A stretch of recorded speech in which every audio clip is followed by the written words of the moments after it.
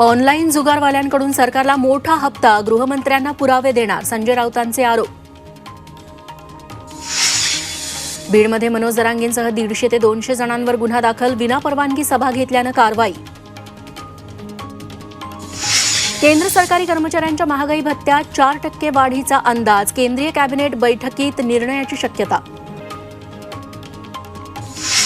मावळ तालुक्यात अजित पवार गटाला जोरदार धक्का, 333 पदाधिकारी आणि कार्यकर्त्यांचा शरद पवार गटात प्रवेश. यवतमाळच्या चिखलीत 10वीच्या इंग्रजी पेपर परीक्षेत खुलेआम कॉपी, वसंतराव नाईक विद्यालय परीक्षा केंद्रावर कॉपी पुरवायला तरुणांची झुंबड. पुणे कोल्हापूर विमानतळाच्या नव्या टर्मिनलचं 10 मार्चला मोदींच्या हस्ते उद्घाटन, 6 आठवडे सुरक्षा चाचण्यांनंतर विमान उड्डाण. कोल्हापुरात फोंडा ते दाजीपूर मार्गावर 18 चाकी कंटेनर उलटला, अपघातामुळे फोंडा घाटात बराच वेळ वाहतूक कोंडी.